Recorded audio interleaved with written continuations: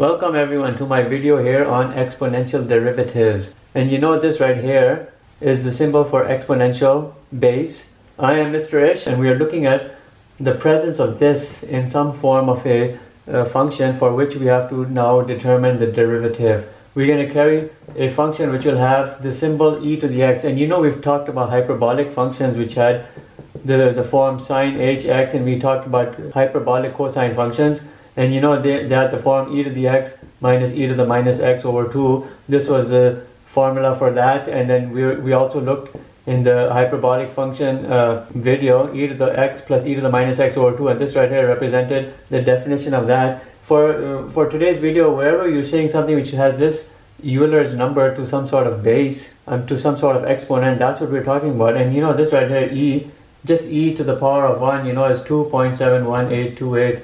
It's in Euler's number. You can calculate this on your, you can bring this value up on your calculator. The point I'm trying to make, when we're talking about exponential derivatives, we're looking at this symbol over here, and then we're looking at some sort of variable with reference to this symbol. So we're going to be talking about those functions which involve this. And you'll see why logically I've presented the polynomial derivatives, followed by the trigonometric derivatives, followed by the inverse trigonometric derivatives, and then now we're getting into this because you'll see some questions in these type of functions which will have some of the concepts as you've seen in the previous video. So it makes logical sense to do this now, and you'll see that. But before I actually get into the topic of exponential derivatives, I want to discuss just two very quick examples, review examples of inverse trigonometric derivatives, function derivatives right here very quickly, just to show you how those questions can be quite different in terms of how they present. And then I'll show you some of the nuances which are involved with that. Then we get back into the topic of exponential derivatives. And the questions will be these, which I'm writing over here. The derivative of 4 tan minus 1 x squared. This is one question. You know I'm talking about inverse trigonometric function. Just these two examples are inverse trigonometric function. Then we get back to the topic. The other question we need to look at is this. Derivative of 4 tan minus 1 x square. And you know this inverse tan can also be written as this arc tan. You can rewrite it as this arc tan square x, because you know tan, any inverse trigonometric function, you can substitute this to the power of minus 1 with the a or c symbol, arc. You can rewrite it as that. I want to present just these two and show you some of the nuances involved. Then we get back to our topic. And you know the derivative of the inverse tan is always 1 over 1 plus x squared from the previous video. 1 over 1 plus x squared is the derivative of inverse tangent function. And you know we're dealing here with composite functions.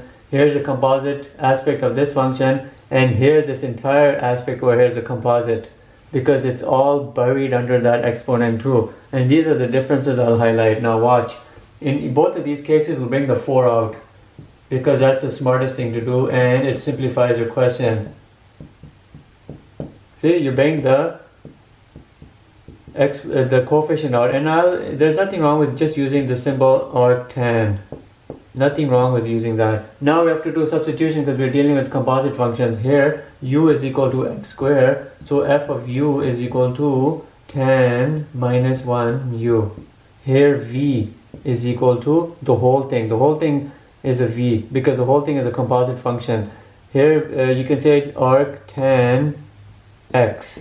Therefore f of v is equal to v squared. Now let's do the chain rule and bring everything into play. Look over here. 4 times derivative with respect to u, you have tan minus 1 u, and then derivative with respect to its variable, you have x squared.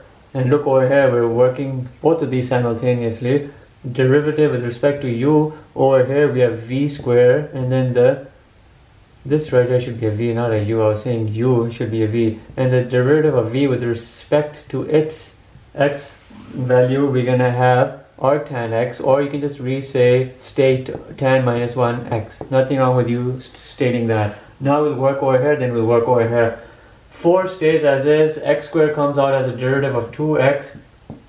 Tan minus 1 u is like right over here, the derivative of that, you'll say 1 over 1 plus u squared, because we're dealing here with the variable u, 1 divided by 1 plus u squared. Now I come over here, 4 times the derivative of v squared is a 2v, times the derivative of this is exactly what you see over here. There's no, look over here, the variable is x over here and the variable is x over here, so you just say 1 over 1 plus x squared. Because this did not represent our substitution, the entire aspect over here was a substitution, not just the x. But here the x was the composite function, here this entire function was a composite function. So you're seeing the radical difference over here play out. Now let's just finish this question. You have over here 8x over 1 plus u squared, but if x square represents u, you will have x squared to the power of square, you'll have x4.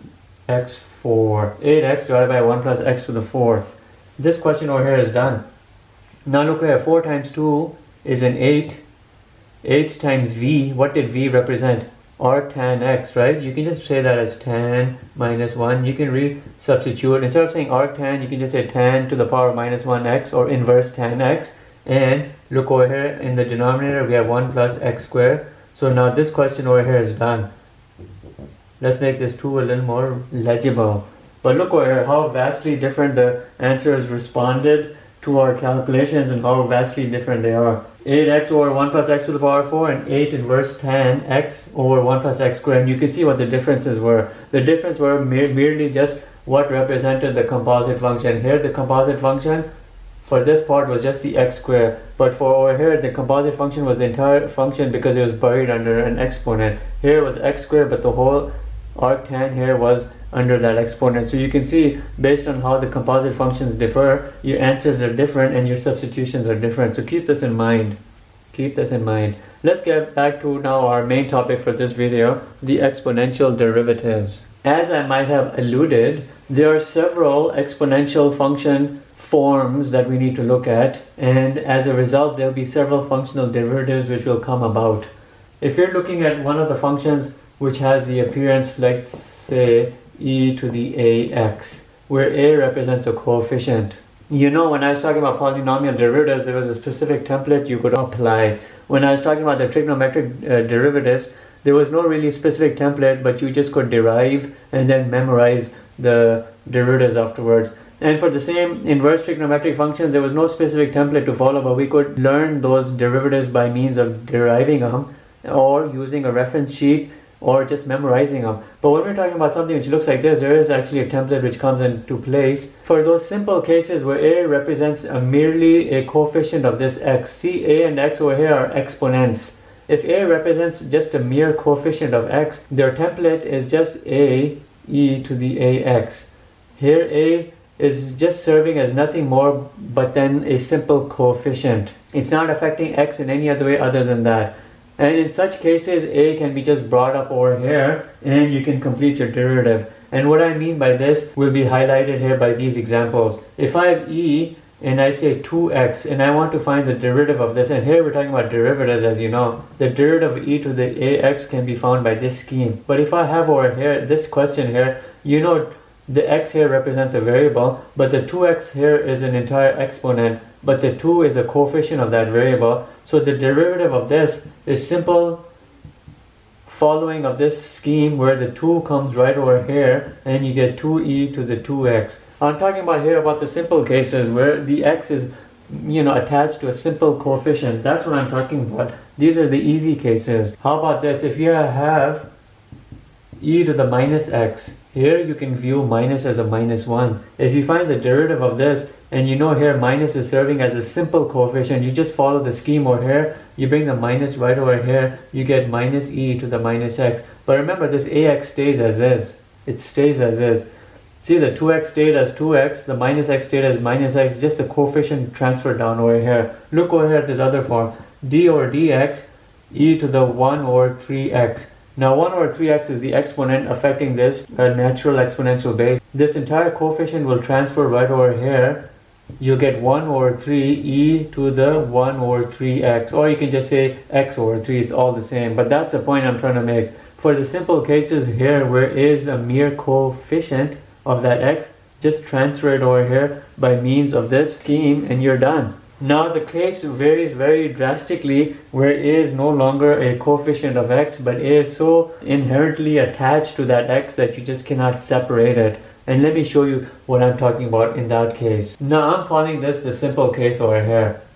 The simple case where a is just a coefficient, but in the more complex cases, I'm going to call that, these are my own terminology, the composite. The simple case, the composite case. Now if supposedly you're looking at a function which looks something like this, ax, but here a is no longer a coefficient. A is so inherently attached to x that you just cannot follow that scheme. What you have to do to find the derivative is you're going to use the chain rule. Alright, and I'm going to show you exactly what I mean. In these cases you're going to use the chain rule. Here a is not just a coefficient but it's so inherently attached to x. Look, these are the type of cases I'm talking about. E to the x plus 1 whole square. Look over here. There's no coefficient here that you can, I mean there's an imaginary one, but you cannot just follow this scheme anymore because x is so inherently attached to another variable or to another number or an expression that you just cannot follow that scheme over there. How about this as an example? E to the power of, let's say, 2x minus 3. Now look over here, you just cannot merely just bring an a value over here, you just cannot. How about some of these other examples that I'll show you? How about something like this, e to the tan x. These are all exponents over here, these are all exponents, but you just cannot merely follow this basic scheme, the simple scheme, because here you have to follow the composite scheme, because here now the ax represents a composite. See, it's a composite function over here, a composite expression. You can even look at this, e, you can say right here root x, let's say root x minus 1. Here's another case, a composite case. You just cannot merely follow the simple case, you have to use the chain rule. In all of these instances where e has an exponent, where that exponent is an expression, or where the a component is so inherently attached to it, like in a form of a composite function, you just cannot follow the simple scheme. You have to think about using the chain rule.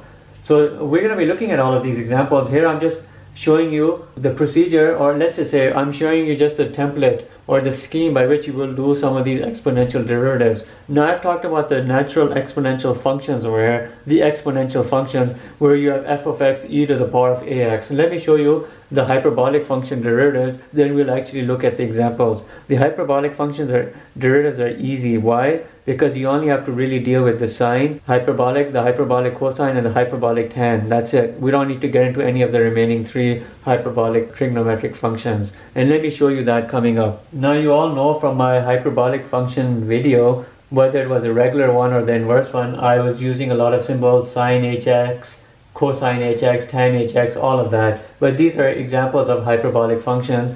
They are relatives of the trigonometric functions, but they are hyperbolic in the sense that as trigonometric functions are related to the circles, the hyperbolic functions are related to the hyperbolas. But how do you find, or what is the scheme by which you find the hyperbolic function derivatives? You only have to worry about three of them, the sine h, the cosine h, and the tan h, and that's it. We wouldn't get into anything else because they're too infrequently seen. They're just not important. The procedure by which you have to find them is there's no specific template. You have to do like how you did for trigonometry. You learn how to derive them and then you memorize them, or you use your cheat sheet or your reference sheet. If you think back to the definition of the sine h function, you know this right here is that e to the x minus e to the minus x divided by 2. This here is your definition of your hyperbolic sine function. So how do you determine the derivative of this? The procedure for doing the derivative of this is you substitute this expression over here, or the function here, for its definition. Look over here. You do the derivative of e to the x minus e to the minus x 2. All I've done is substitute the definition of it, and by definition I mean the formula. Now you actually do the derivative of this. You see this 2 over here, it's really a 1 over 2. You can bring it out as a coefficient, 1 over 2 d over dx. Now I have e to the x minus e to the minus x. Now this over here is where this easy scheme comes in. E to the x derivative, the derivative of e to the x is, as I've shown you in the screen previous, was a e to the ax. These are simple cases here because you just have coefficients attached to x. Now look over here. You have to find the derivative of this and the derivative of this and be cognizant of this minus sign in between. Now look over here, and then 1 over 2 will hit everything at the very end. The derivative of e to the x is just simply following this format. Here x has a coefficient of 1, you bring the coefficient over here and you get left with e to the ax. You get basically e to the x. The derivative of e to the x is just e to the x. If you follow the scheme, you'll see it's going to be e to the x. Now look over here. If you have to find the derivative of minus e to the minus x, here is a minus 1. This minus multiplies with this minus and makes it a plus. And you get a plus e, but you still stay with the ax. Remember, in all of these, you stay with the ax. Now when you open this, you get e to the x plus e to the minus x over 2. And now if you remember very carefully, or you think back to my video on the hyperbolic function, this right here is a definition of cosine hyperbolic function. See, remember sine hx was e to the x minus e to the minus x over 2, but hyperbolic cosine function definition was e to the x plus e to the minus x over 2. So what am I trying to say over here? I'm trying to say this: the derivative of the hyperbolic sine function is the cosine hyperbolic function. So therefore, the derivative of sine hx is equal to cosine hx. Very easy. So wherever you see sine hx in your question, when you do the derivative of it, you get cosine hx. That's the point I'm trying to make. Now we still have to look at two more hyperbolic functions. We have to look at the cosine and the tan, and I'll show you. If we are tasked with finding the derivative of the cosine hyperbolic or hyperbolic cosine function, we have to remember the definition of the hyperbolic cosine function, which is just e to the x plus e to the minus x over 2. So we rewrite this function here in terms of its definition, e to the x plus e to the minus x over 2. We follow the same scheme, take the 1 over 2 out, and now we're just doing the derivative of the simple case of exponentials, simple exponential cases, plus e to the minus x. When you do this, you get 1 over 2. You do the derivative of e to the x using this scheme, the simple scheme. A here is a 1. 1 multiplies, and you're still left with e to the x. You get e to the x. Now look over here. You have a over here, a coefficient here of a minus 1. The minus 1 comes over here and it converts as positive into a minus, and you still retain the minus x at the end. Remember, you still the ax part over here still stays here after the derivative has been done. The only thing that's changed is that the coefficient has come over here as a coefficient of your exponential base. That's the only change which has occurred. When you open this up, what do you get? E to the x minus e to the minus x over 2. And look over here, this right here looks very strangely familiar to this. So what am I trying to say over here? I'm trying to say this: the derivative of hyperbolic cosine function becomes hyperbolic sine function. Easy. And if you think back to the derivative of the basic trigonometric functions, remember the derivative of the sine function was the cosine function, and the derivative of the cosine function was minus sine function, but that's fine. There were similarities. There are similarities over here as well. We have to look next now only at the derivation of the hyperbolic tan function, then we can start looking at examples. The hyperbolic tangent function derivative is slightly more work. It's slightly more work because we don't have to follow this definition formula. You could do the definition for the cosine hyperbolic divided by definition of cosine hyperbolic and work it all out, and it will be complicated. You can do the smarter way or the easier way by looking at it as this. The hyperbolic tangent function is the same thing as the hyperbolic sine function divided by the cosine hyperbolic function. When you do all of that, look over here, we have a rational function. Now you're thinking about the quotient rule kicking in over here. You have your f function, your g function. Run these two functions through the quotient rule without bringing in their definitions. Just run the terminology through the quotient rule. You get cosine hx times, remember the original g times the derivative of sine hx, the f function, minus the f function times the derivative of the g function, which is hyperbolic cosine hx, divided by g square, which is what? Hyperbolic cosine h square.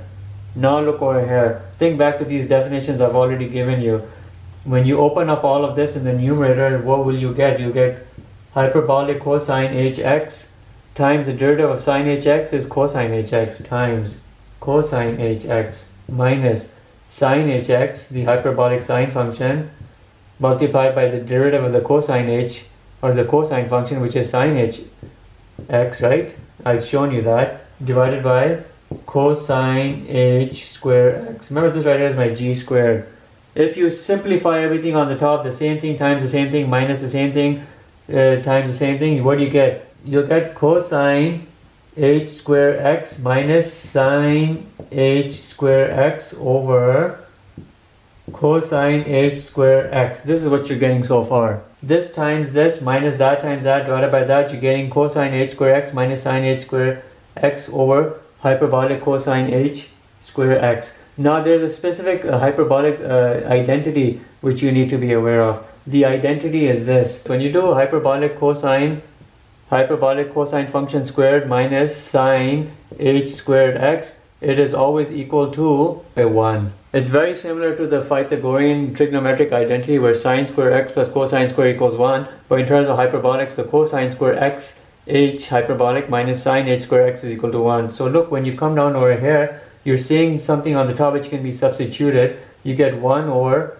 cosine h square x, which you know is the same thing as saying secant h square x right over here. So when you're looking at the derivative of the tan hx by means of this process and the employing of this identity, you can say the derivative of tan hx is equal to two things. It's equal to 1 over, you can say 1 over cosine h square x, or you can say secant h square x, hyperbolic secant square x. So you can see here now the derivative of the three functions. Sine hx derivative is always cosine hx.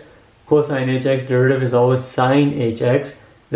The hyperbolic tan x derivative are two things. Depending on your question, you can do 1 over cosine h square x, or you can do secant h square x. Either of those you can do. And these are the three identities you learn by deriving them. You don't have a specific template for them, but once you know what they are, you just use what they are. You don't have to keep using a specific scheme. When you see this and you have to find the derivative, you put this. When you see this and you have to find this derivative, you put that. And likewise for the hyperbolic tan function. Now let's look at some specific examples. So I have modified the board a little bit here by removing the title. We're still talking about exponential derivatives, but I've put the derivative answers.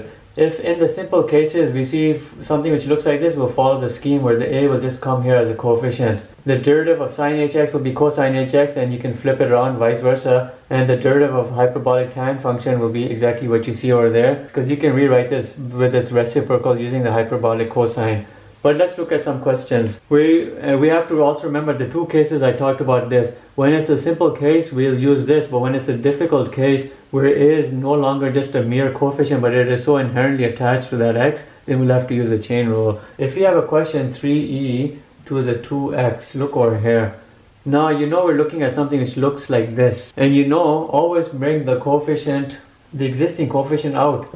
There's nothing wrong with doing that, because you don't want to start thinking about a product rule over here when you don't need to. E to the power of 2x. Now we have something which looks like a or ax over here, a and x. You can actually follow this scheme over here and bring this out over here, and you'd get 3 times the derivative of this, which would be 2. See, the 2, the a value came out as a coefficient, and then e still stays as an ax, 2x.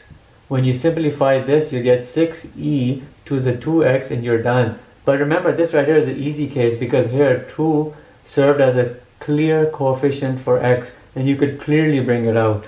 That's an easy case. Let me show you another case, slightly more complicated, where you might want to think about doing things a different way. Let's look at this other question over here. We have to find the derivative of this exponential function, x squared. Now you know we don't have a clear case over here. We're looking at that composite case which I was talking about earlier, because we have a composite aspect over here. There's no clear coefficient that you can just simply bring across, so we have to think about the chain rule over here. Remember, when I was talking about in the clear case, the simple case, just follow this scheme. But when you're talking about the more composite or difficult cases, you have to think about using the chain rule, and that's what we have to do. And we have to do that by means of substitution. If u is equal to x squared, and this is why knowing the chain rule, the product rule, and the quotient rule are all inherently important, because they always come into play, then your function with respect to that u is going to be e to the u. And I'm not saying 3e to the u because I'm going to move 3 outside. Look, 3 derivative with respect to u, I have a e to the u. I'm bringing in the chain rule over here, and the derivative of that u with respect to its variable, I have an x squared over here. Now it's just a simple case of doing everything. And once you've involved this chain rule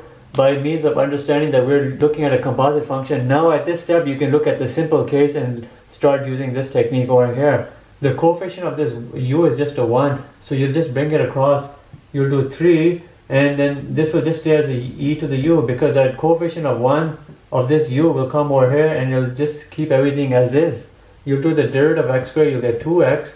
When you open everything up, you'll get 2x times 3 is 6x, e to the u, when you resubstitute back, you get 6xe to the x squared, because you have to resubstitute back over here for what it was. 6xe to the x squared would be your final answer, and you would be good with that answer, and it would be right. Let's look over here. We have to find the derivative of e to the minus x over 2. Now you have to think again, are we looking at the simple case or a composite case? When I'm looking at this, I say we're looking at the simple case, because I could rewrite this as d over dx e to the power of minus 1 over 2x. Now you see we have a clear coefficient of x, and we can just do this rule over here, where this minus 1 over 2 will come right here at the beginning as a new coefficient of e, and the exponent here will stay exactly as what it was, minus x over 2, and you'd be done. And this right here would be your final answer, and it would be good. Easy question. We're going to be looking at things now with a slightly more enhanced aspect to them, where we'll be bringing in a couple of the chain rules and the product rules into play, but we'll be also looking at examples of these sorts. Now look over here at this question. We have to find the derivative of this expression over here, and you have to now basically think about the quotient rule, because we have a rational function in play. And maybe you want to see if you want to do things a simple way, or you want to use a chain rule. How about we just get started and we'll see how things play out. If this right here represents my f function and this my g function, you know the template for the quotient rule by now, and that's what we have to follow. You'll do the g function e to the 3x multiplied by the derivative of the f function, which here is 2 plus e to the minus 2x, minus the f function, which is 2 plus e to the minus 2x, multiplied by the derivative of the g function e to the 3x, right, all over the g function squared, 3x squared. We'll open everything up, and these are easily dealt with. When we open things up, we get e to the 3x. The derivative of a constant is always 0. Now we're looking at this. You just follow the simple case, because minus 2 is attached as a clear coefficient of x. This minus 2 will come right over here. Minus 2 will come right as a new coefficient for e, and its exponent will always stay the same. You see, e to the ax, the exponent will stay the same. Now look over here, minus 2 plus e to the minus 2x times the derivative of e to the 3x. The 3 will come down by means of this template over here as a coefficient 3, but the ax part will still stay exactly as it is, e to the 3x over this. E to the 3x squared would be e to the 6x. Now you gotta basically open things up. Minus 2 over here, e, look over here, you can combine these. These have the same base but different exponents. When you're multiplying exponents of the same base, you just add them. E to the 3x plus e to the 3x times e to the minus 2x is just a 3x minus 2x. You get e to the x. See, the exponents add. 3x minus 2x, you get x. Now look over here, we have to open up these. This with that and that with that. Minus 2 times 3e to the 3x is just a minus 6e to the 3x. E to the minus 2x times 3e to the 3x. This is all algebra over here.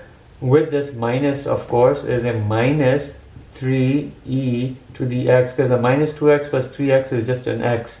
You have to divide this by e to the 6x, which is what you have. Look for common terms over here. This right here is an equal sign. I have minus 2e to the x and minus 3e to the x. They can combine into minus 5e to the x.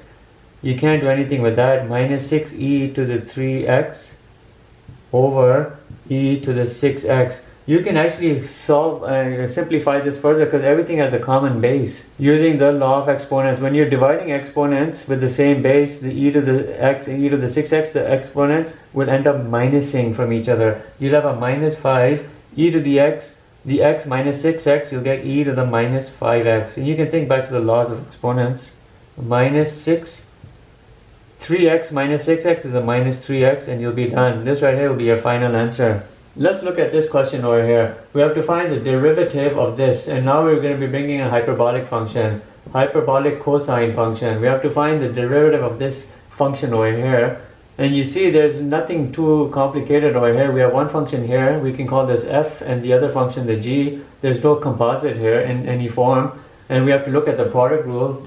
And you know from the product rule, quotient rule video how to go about this. You have to follow the scheme of the product rule. So let's do that. You'll have the g function multiplying by the derivative of the f function, and then you'll have the f function multiplying by the derivative of the g function, and the derivative is here on the top. Let's come down over here. The cosine h will multiply by the derivative of x squared, which is 2x, you know that, and x squared will multiply by the derivative of the hyperbolic cosine function, which happens to be a sine h function. Sine h, combine everything in terms of proper writing, 2x cosine hx plus x squared sine hx. You can parenthesize these if you want. You can isolate an x if you want. You don't have to. You can isolate an x and you'll get a 2 cosine hx plus x sine hx, and you can say this right here is your final answer, or you can say this right here is your final answer. They're both good and you're done. Easy question. Let's look at this question over here. Now you know we're dealing with not a product rule or the quotient rule, but we have a composite function over here.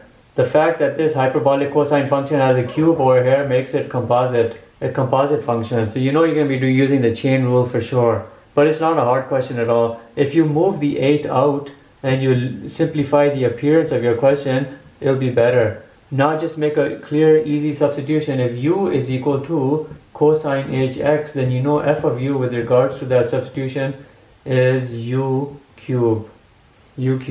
Now you just have to do the chain rule. 8 times the derivative with respect to u, you have a u cube. du with respect to x, you get a cosine hx. And then you just open everything up. 8 times the derivative of u cube is 3u squared times the derivative of cosine hx is just sine hx. You bring everything together. 24u squared sine hx. Resubstitute back the u, which is right here, cosine hx.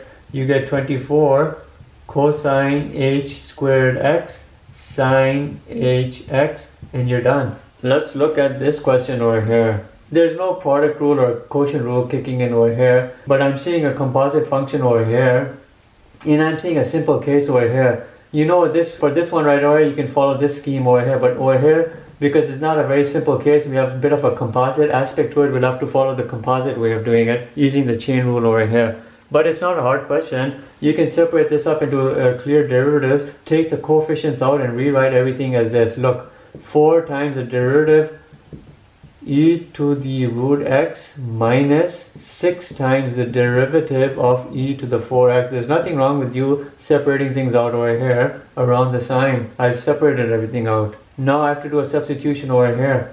The substitution will be if u is equal to root x, then your function with respect to that is going to be e to the u. And let's write everything now using the chain rule, and the chain rule is only here. There's no chain rule involved over here. 4 times the derivative with respect to u, you have e to the u, and then du with respect to that dx, you have root x minus 6 times the derivative of e to the 4x, which will follow the scheme over here. The 4 will come right over here, and it'll be an easy one. So let's actually open everything out. E to the u will stay as e to the u, because when you've separated the composite aspect, now you follow the simple case. The one coefficient of the u comes out here and the ax remains the same. Ax here represented by u, it stays the same. The derivative of root x now you know is a 1 over 2 root x, because you've seen these type of questions too frequently. Minus 6. The 4 comes out as a coefficient, and e to the 4x stays as is, because e to the ax always stays. It's always the coefficient which comes out as an a. Bring everything together. This 4 and this 2 can be simplified to just give you 2e root x, and you know it's to the power of u. But what was u? U was root x. E to the power of root x. 6 times 4 is a 24. E to the 4x. And you can say this right here is an answer. If you wanted to do a fraction algebra over here, bring everything under common denominator of root x, and you can then at the end rationalize all of that, you could. But if you stop over here, you're fine with that, and I'm fine with that too. Just stop right over here and you're good. Let's look at this question over here, and you're seeing now clearly that the derivatives or exponentials are not very hard. Hyperbolic derivatives are not hard. Exponential based derivatives are not hard. You just have to know them. They're not hard by any means.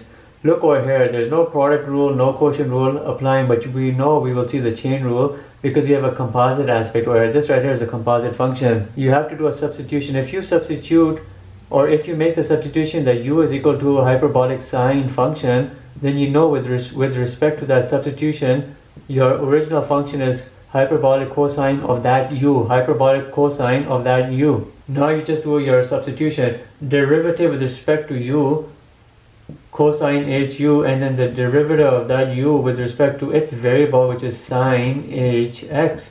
And you have to do derivative here and derivative here. The derivative of cosine hyperbolic is a sine hyperbolic, and the derivative of hyperbolic sine is a hyperbolic cosine. So this becomes sine hu, and this becomes cosine hx. Marry them together. I would write the cosine hx first, then I'm writing sine h, and then the u has to be resubstituted for this right over here. Sine h of sine hx, and you'd be done. This right here would represent a final answer. This could be a square bracket over here, and you could have a circular parentheses right in here, but you would be good with this answer. You have your hyperbolic cosine hx, and then your hyperbolic sine h with its function attached to it, with its composite attached to it, which was just right over here, and sine h of sine hx, and that right there is a good final answer.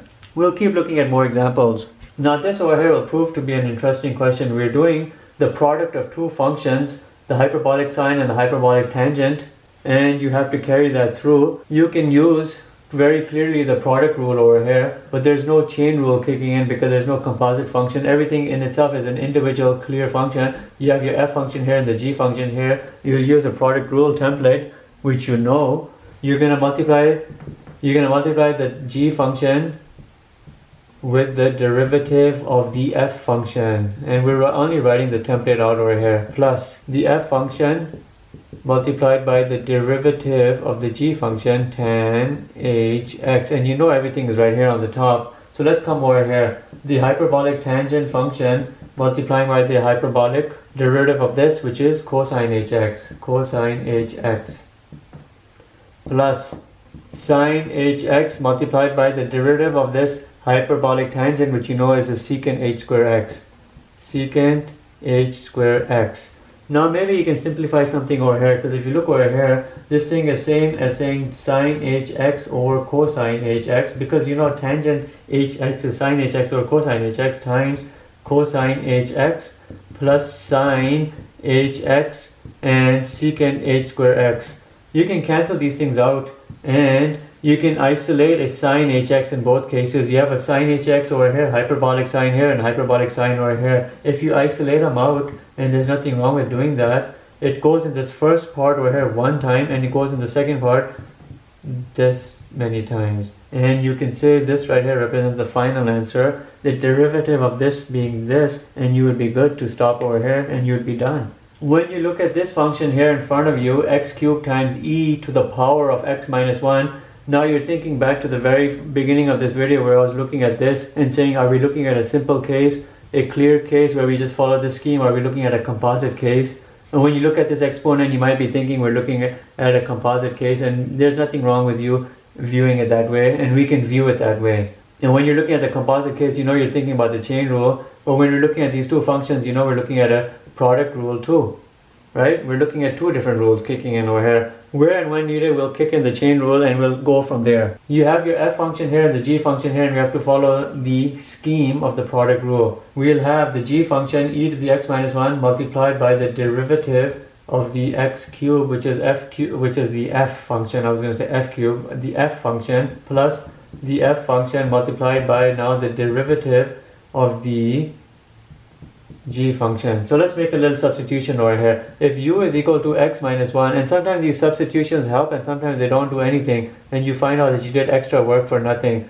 If u is equal to x minus 1, f of u is equal to e to the u, and let's invoke the substitution right over here. So derivative with respect to u, e to the u, and the derivative with respect to that x minus 1. And this might be one of those cases where the chain rule didn't do anything, because when you do the derivative of this, you're still getting just a 1. But that's fine. Let's play it through now. E to the x minus 1 times the derivative of x cubed is 3x squared, plus x cubed times the derivative of e to the u is just e to the u, because now when you separate the composite, you just follow the simple scheme. And the derivative of this is just a 1. And you get 3x squared in the proper format. You want to write the coefficients first, then the base and its exponent next, plus x cubed e to the u, substitute back u x minus 1. You could be fancy and isolate an x square, and you don't have to. If you stop right over here, you're fine. But let me isolate x squared, and you do 3e to the... Actually, you can even isolate... I was being overly fancy, right? You can even isolate e to the x minus 1. So let's isolate x squared e to the x minus 1, because it's present in both terms, and then you get a 3 over here plus x. And this right here is another good answer. Both of these are good answers.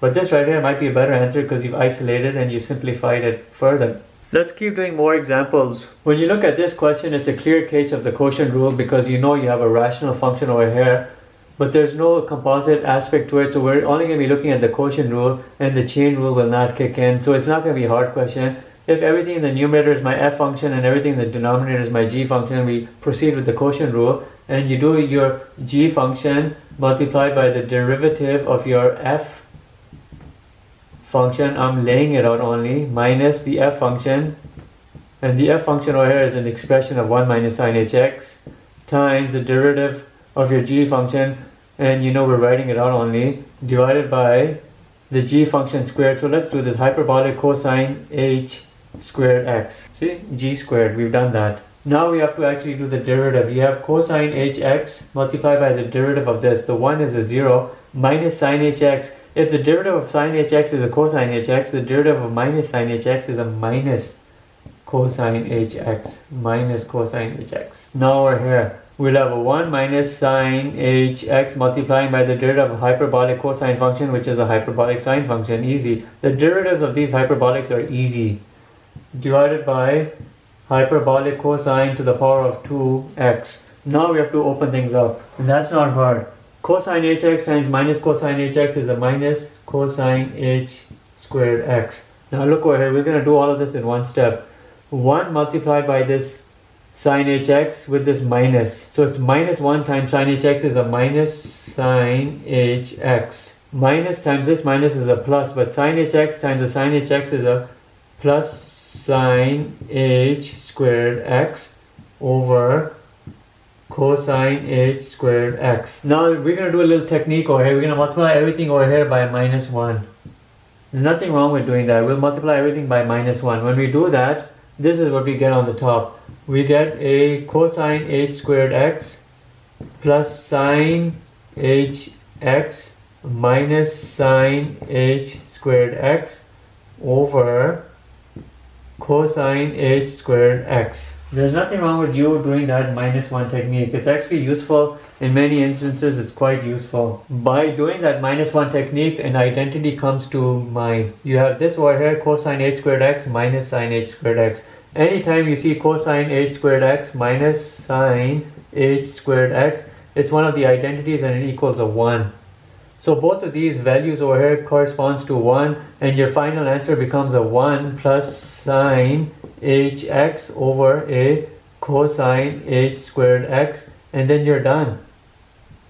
By means of the trigonometric, by means of the hyperbolic identity where cosine h squared x minus sine h squared x equals 1, we simplify our answer to this form and you're done.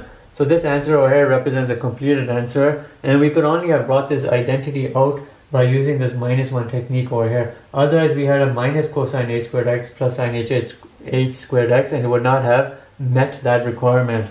But by using the minus 1, we converted into a flipped form. We changed the signs, made everything their reverse or their opposite, and then we could imply the identity and simplify it further. When we're looking at this question over here, we're not seeing the product rule or the quotient rule come into play, which is fine, but we're seeing a composite function because all of this represents a composite function, so we know we have to do the chain rule, and we know we have to do a substitution. If u is equal to 1 plus e to the minus 2x, then f of u is equal to root u, and we have to proceed with that. We have derivative with respect to u, root u, and the derivative of that u with respect to its x, 1 plus e to the minus 2x. When we open up all of this, the derivative of root u is just 1 over 2 root u. You have seen this too many times that you know when you see this, this is exactly what you get. And the derivative of 1 is just a 0, and the derivative of e to the minus 2x is going to follow this scheme right over here. You'll get minus 2e to the minus 2x. When you simplify all of this, you'll basically have minus 2e to the minus 2x on the top, and you'll have 2 root u on the bottom. These 2's will cancel out. You'll get a minus e to the minus 2x over root of u, which was what, 1 plus e to the minus 2x, and you would be done. And let's separate this equal sign further away so it doesn't confuse that minus sign. And right here would represent your final answer. Minus e to the minus 2x divided by square root of 1 plus e to the minus 2x. And you're done. And it would be right. So we just have several more examples to look through. Then we'll be done. In this question here next, I'm going to find the derivative of this. E to the square root of 2x minus 1. You know here it's not a simple case in terms of you just following the scheme. You have a composite involved over here. The composite case, we have to use a chain rule over here. The substitution is u is equal to square root of 2x minus 1. Therefore, your function with respect to that u is e to the u. And do a derivative with respect to that u, e to the u, and the derivative of u with respect to its variable, you'll do 2x minus 1. Now look over here. This no longer is still a simple case. You still have another substitution to play into place because it's a composite still. You have to do another substitution. V is equal to 2x minus 1. Therefore, f of v is equal to root v. Let's do this. Derivative with respect to u, e to the u. And then the derivative of u with respect to derivative of v, you have a root v. And the derivative of v, this is just a chain rule with an extra kink. With respect to its variable, 2x minus 1. Do all the derivatives. E to the u by means of this simple scheme over here is just e to the u. Root v, as you know, is 1 over 2 root v. 2x minus 1 is just a 2. Derivative of this is just a 2. Bring everything together and make your substitutions back. You'll have a 2 e to the u. But what was u? It was square root of a 2x minus 1 divided by root v. 2 root v actually. 2 root v. Because there's a 2 root v. What was v? It was a 2x minus 1.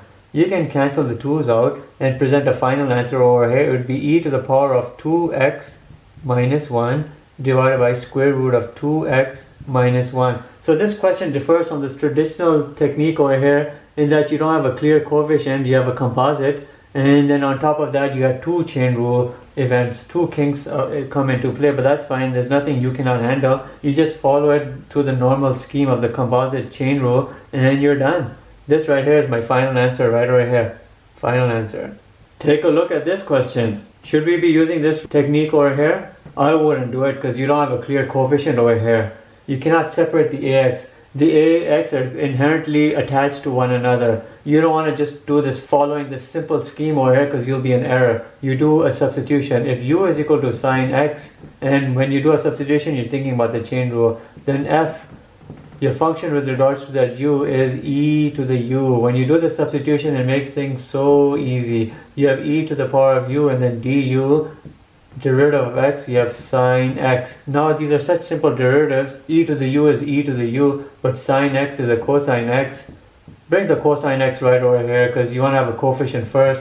You have a cosine x, e to the u, but resubstitute u was a sine x, and you're done. So it's cosine x times e to the power of sine x, and that's the derivative of this question, and it's shown to you over here. Let's look at this question. We have to find here the derivative of this function where the exponent are in itself cosine x and sine x. You know you're going to be dealing here with the chain rule for sure because this right here represents a composite case. But when you separate the composite from its base, you know the product rule will kick in too. But let's see how this plays out. If the substitution is u is equal to cosine x sine x, then f, the function with regards to that is just e to the u. Look where derivative with respect to u, you get e to the u, and then du with respect to that x is cosine x sine x. You see you've employed the chain rule, but now look over here, you're looking at a product rule come into play. Here's my f function, here's my g function. We have to do the product rule, then multiply everything at the end with this. So let's do it. We'll use a product rule scheme. And the scheme will be the g function multiplied by the derivative of the f function plus the f function multiplied by the derivative of the g function. So let's come down to our derivative with respect to that u, e to the u. We haven't done anything yet here. This will be sine x times minus sine x. Remember, the derivative of cosine x is the minus sine x, plus cosine x times derivative of sine x is the cosine x. Let's bring everything, let's actually open things up. E to the power of u is just e to the power of u derivative. You have a minus sine square x, and here you have a plus cosine square x. So what's our final answer going to be in proper form? I'm going to put it right over here. I'm going to use this is my coefficient over here. Cosine square x minus sine square x. I'm just writing the positive first and the minus second, multiplied by e to the power of u, and the u was the original substitution, e to the power of cosine x sine x. So this right here is your final answer. Cosine square x minus sine square x, which is a coefficient of this e to the power of cosine x sine x. Interesting question. Let's look at this. Sine hx over root x. We know we're dealing here with the quotient rule. We don't have a composite function by any means. This is a singular function. We have a f here and a g over here. We have to use the quotient rule template. Let's do it. The g function multiplied by the derivative of the f function minus the f function multiplied by the derivative, and we have to do the derivative part divided by the g squared, which is root x times root x, which is just x. Let's open it up. Root x times the derivative of sine hx is just a cosine hx. Cosine hx minus sine hx times the derivative of root x is 1 over 2 root x. All over x. Let's do a common denominator over here. 2 root x is a common denominator. 2 root x. 1 goes in 2 root x, 2 root x. It multiplies with this, you'll get 2x cosine hx minus sine hx all over x. When you do this final answer, this all comes down here on the bottom. You'll get a 2x cosine hx minus sine hx over 2x root x. If you want, you can rationalize the radical. You can do multiply by root x. You can multiply here by root x and take this to another step of finalization. I won't do that, but you could do it, and you could see that you'll have a more simplified answer. I'll present one more question for this video and then we'll call it. This last question of ours is going to prove to be a very interesting question. We have to find the derivative of this exponential base to the power of that. It's cotangent square x divided by 2. You know we're looking over here at something which is a composite. And you know we have to start over here with a clear substitution. We don't have the product rule or the quotient rule, but we have a chain rule coming into place. If you say u is equal to cotan square x over 2, then function with respect to that is just going to be e to the u. And you might have a double chain rule come over here. So let's write it out. Derivative with respect to u, you have e to the u, and then du with respect to that dx, you have all of this over here. Cotan square x over 2. You know this over 2 is really a 1 over 2. You could actually rewrite all of this as derivative with respect to u, e to the u, and then bring this 1 over 2 out. 1 over 2 du over dx cotan square x, because now you've simplified the appearance of this. You've brought this out, and you know this is multiplying over here. But over here we have a composite function, so we have to make another substitution. This composite function deems us to make another substitution. If v is equal to cotan x, f of v is equal to v square. This is why precalculus is so important, because everything is always just functions. Calculus is all about that. Let's come back down and add in our other kink. Derivative with respect to u, we have e to the u. Then derivative of u with respect to that e, I have v squared. I haven't forgotten about this 1 or 2, don't worry. Derivative with respect to that v and dx, I have a cotan x.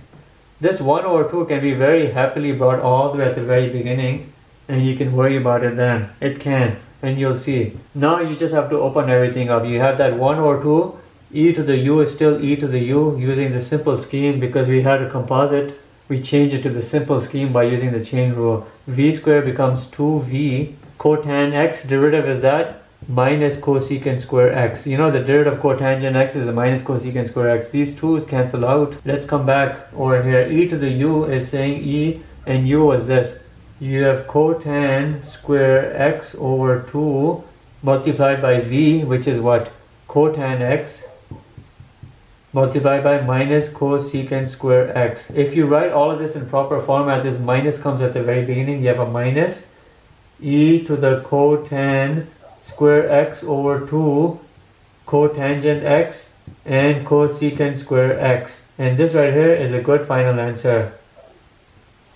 And you would be done. So pretty much that was it for this video. I presented many examples, and I talked about the simple case of this where you can go directly to the scheme where the a just serves as a coefficient, or the more complicated composite case where you have to use a chain rule. I talked about the hyperbolic functions. These are interconvertible in terms that the derivative of one is the other and the derivative of the other is the first, and the derivative of tan hx is secant h square x or 1 over cosine h square x. You have seen all of that, and you've seen all of this play out. I hope you enjoyed this video, and I hope you learned something from this. Please feel free to leave a comment. Thank you. Have a nice day. Bye.